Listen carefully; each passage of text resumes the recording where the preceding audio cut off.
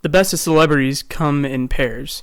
Some examples are Seth Rogen and James Franco, or John Lennon and Paul McCartney. Another but lesser-known duo are Bela Lugosi and Boris Karloff. I'm Censored Sloth, and this is the biography of the man behind Frankenstein, Boris Karloff. Born November 23, 1884, William Henry Pratt was born in London, England. He was the youngest of 9 children and lived a normal life up to 1893 when his mother died.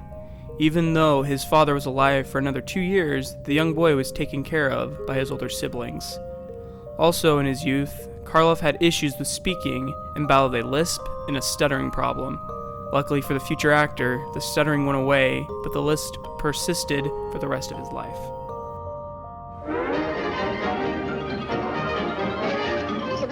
That's all, folks. Originally, Karloff did not want a career in acting. After he was done with schooling, he went to look for a career in government. However, in 1909, it was too much for him, and he dropped out and moved to Canada. When he moved to Canada, he didn't really have a plan, as he did odd jobs here and there, mainly as a farmhand until he discovered his true calling. Acting.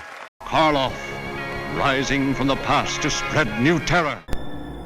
It's unclear when it happened, but in his time in Canada, Karloff starred in plays. In this time, the young Brit took the stage name Boris Karloff. There are many reasons why Karloff decided to take the stage name, but the main one was to prevent embarrassment for his family. Apparently, Karloff was seen as an outcast for his family, and to prevent making them look bad, he took the stage name. In 1911, Karloff joined an acting company and performed all over the western region of Canada, like British Columbia and Saskatchewan. Even with steady acting jobs, he still had to take many labor jobs to make it by. Due to these jobs, he suffered from back issues for the rest of his life. It was due to these issues that he did not enlist during World War I, one of few who didn't.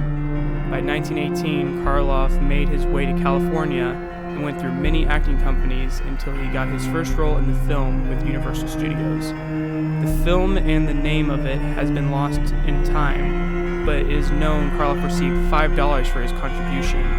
Between 1919 and 1930, Karloff starred in 65 known films. The majority of them he played many characters of different backgrounds, from Indian, Arabic, and even African. This more than likely due to his Indian descent on his dad's side. His first major role being a film called The Hope Diamond Mystery in 1921.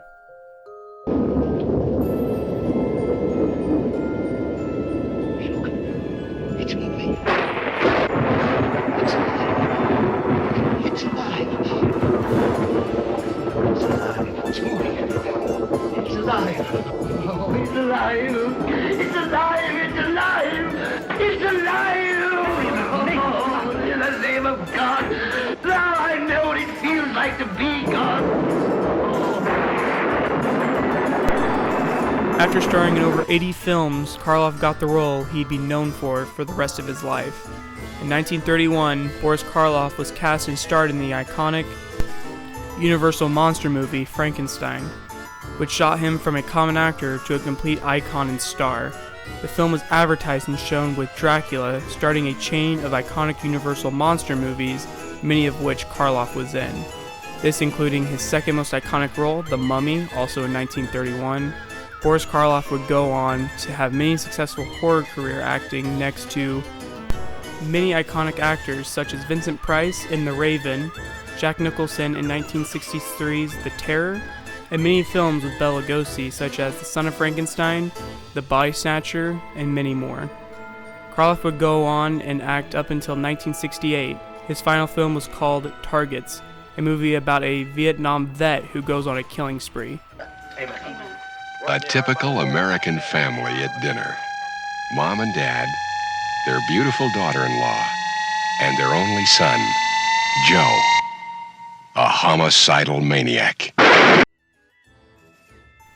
Sadly, his time out of the spotlight wouldn't be long, as the actor died of pneumonia on February 2nd of 1969 in England. He was 81 years old. His body was cremated. There is a plaque in the Garden of Remembrance for him. Even though Karloff has close ties to Halloween and horror, he also seems to have connections to Christmas. Since 1940, Karloff would dress up as Santa and pass out presents to physically disabled kids in Baltimore. He'd do this every year he could, all the way up to his death. He was also the voice of the Grinch in the iconic 1966 short. Hi, my sweet little tot, the fake Santa Claus lied. There's a light on this tree that won't light on one side. Being the black sheep of his family, Karloff didn't talk to them about his acting career until he returned to England to shoot the film The Growl in 1933. When he returned, he feared his family would be ashamed and shun him. To Karloff's surprise, his family was excited and happy to see him. Some pictures were taken of them in public, and Karloff says these are some of the best pictures he's ever had taken. Even though the actor was married 5 times, he only had one child, a daughter named Sarah Karloff. She was born in 1938.